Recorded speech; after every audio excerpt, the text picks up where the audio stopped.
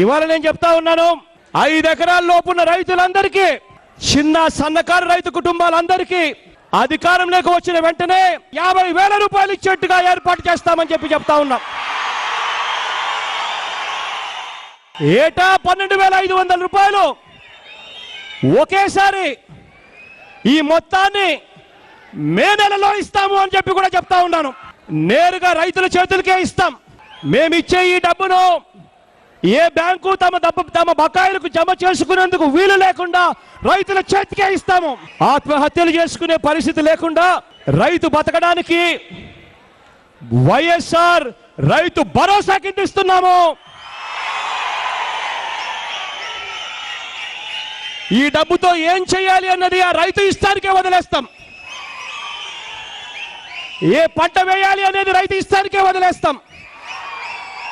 ఎలా చేయాలి అనేది రైతు ఇష్టానికే వదిలేస్తాం. వైఎస్ఆర్ భరోసాగా ప్రతి రైతన్నకు తోడుగా నిలబడతాం.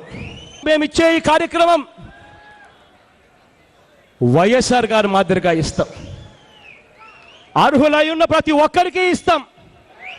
కులం చూడం, ప్రాంతం చూడం, మతం చూడం, వర్గం చూడం, పార్టీ చూడం, రాజకీయాలు చూడం. 86% రైతాంగం చిన్న సన్నకారు రైతులే.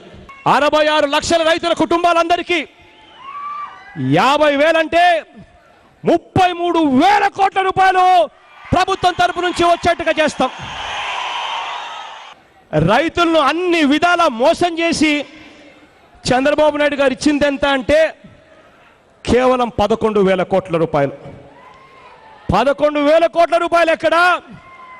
మేము చెబుతున్నా 33,000 కోట్ల రూపాయలు ఎక్కడో. ఎంతైతే డబ్బు కట్టాలనో అది బడ్జెట్లో పెడతాం. పెట్టి రైతులకు తోడుగా నిలబడి మళ్ళీ రైతు రుణాలన్నీ కూడా 0 వడ్డీ, పావలా వడ్డీకే వచ్చేట్టుగా చేస్తాం. రైతులకు 3,000 కోట్ల రూపాయలతో ధరల స్థిరీకరణ నిధి కూడా తీసుకొస్తాం. గిట్టుబాటు ధరలకు హామీ ఇస్తాం రైతులందరికీ కూడా. ప్రకృతి సహకరించక రైతులు నష్టపోయినప్పుడు మనం పెట్టిన కెలామిటీ రిలీఫ్ ఫండ్ రైతులకు అండగా తోడుగా నిలబడుతుంది.